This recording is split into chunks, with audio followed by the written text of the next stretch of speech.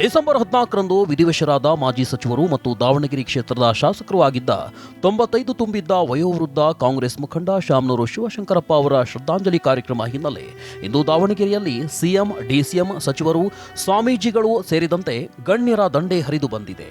ಸೂರ್ಯಘರ್ ಮುಫ್ತ್ ಬಿಜ್ಲಿ ಯೋಜನೆಯಡಿಯಲ್ಲಿ ಸಾಂಪ್ರದಾಯಿಕ ವಿದ್ಯುತ್ ಮೇಲೆ ಅವಲಂಬನೆಯನ್ನು ಕಡಿಮೆ ಮಾಡಲು ಮನೆಗಳ ಮೇಲ್ಛಾವಣಿಯಲ್ಲಿ ಸೌರ ವ್ಯವಸ್ಥೆಯನ್ನು ಸ್ಥಾಪಿಸಲು ಅವಕಾಶ ನೀಡಲಾಗಿದ್ದು, ಸೌರ ಫಲಕವನ್ನು ಸ್ಥಾಪಿಸಲು ಮನೆ ಮಾಲೀಕರಿಗೆ ಬ್ಯಾಂಕ್ಗಳಿಂದ ಸಾಲ ಸೌಲಭ್ಯದ ಜೊತೆಗೆ ಸಹಾಯಧನವನ್ನು ನೀಡಲಾಗುತ್ತದೆ.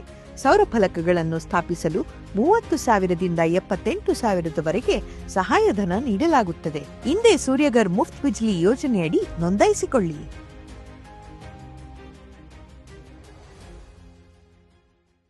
ಡಿ ಶಾಮನೂರು ಶಿವಶಂಕರಪ್ಪ ಅವರ ಶ್ರದ್ಧಾಂಜಲಿ ಕಾರ್ಯಕ್ರಮದಲ್ಲಿ ಮಾಜಿ ಸಿಎಂ ಯಡಿಯೂರಪ್ಪ, ಮಾಜಿ ಸಚಿವ ಎಂಪಿ ರೇಣುಕಾಚಾರ್ಯ, ಸಿರಿಗೆರೆ ತರಳಬಾಳು ಮಠದ ಶ್ರೀಗಳು, ಸುತ್ತೂರು ಶಿವರಾತ್ರೀಶ್ವರ ದೇಶೀಕೇಂದ್ರದ ಮಹಾಸ್ವಾಮೀಜಿ, ಆದಿಚುಂಚನಗಿರಿ ಮಠದ ಡಾಕ್ಟರ್ ನಿರ್ಮಲಾನಂದನಾಥ ಸ್ವಾಮೀಜಿ, ಪಂಚಪೀಠಾಧಿಪತಿರಾದ ರಂಭಾಪುರಿ ಜಗದ್ಗುರು, ಉಜ್ಜಯಿನಿ ಜಗದ್ಗುರುಗಳು ಸೇರಿ ಮೊದಲಾದವರು ಮೃತರ ಗುಣಗಾನ ಮಾಡುತ್ತಾ ನುಡಿನಮನ ಸಲ್ಲಿಸಿದ್ರು. ಇದಕ್ಕೂ ಮುನ್ನ ಸಿಎಂ ಸಿದ್ದರಾಮಯ್ಯ, ಡಿಸಿಎಂ ಡಿಕೆ ಅವರು ಶಾಮನೂರು ಶಿವಶಂಕರಪ್ಪ ಅವರ ಸಮಾಧಿಗೆ ಪುಷ್ಪಾರ್ಚನೆ ಮಾಡುವ ಮೂಲಕ ನಮನ ಸಲ್ಲಿಸಿದ್ರು. ಸಚಿವರಾದ ಎಂಬಿ ಪಾಟೀಲ್, ಸತೀಶ್ ಜಾರಕಿಹೊಳಿ, ಈಶ್ವರ್ ಖಂಡ್ರೆ ಮೊದಲಾದವರು ಸಿಎಂಗೆ ಸಾಥ್ ನೀಡಿದ್ರು. ದಾವಣಗೆರೆ ಸಂಸದೆ ಪ್ರಭಾ ಮಲ್ಲಿಕಾರ್ಜುನ್ ಅವರು ಪ್ರಾಸ್ತಾವಿಕ ಮಾತನಾಡಿ ಎಲ್ಲ ಗಣ್ಯರನ್ನ ಬರಮಾಡಿಕೊಂಡ್ರು.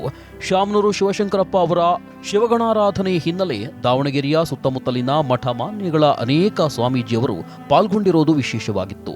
ಇನ್ನು ಶಾಮನೂರು ಶಿವಶಂಕರಪ್ಪ ಅವರ ಪುತ್ರ ಸಚಿವ ಎಸ್ ಮಲ್ಲಿಕಾರ್ಜುನ ಸೇರಿ ಅನೇಕ ಶಾಸಕರು ಶಾಮನೂರು ಶ್ರದ್ಧಾಂಜಲಿ ಕಾರ್ಯಕ್ರಮದಲ್ಲಿ ಭಾಗವಹಿಸಿದ್ರು.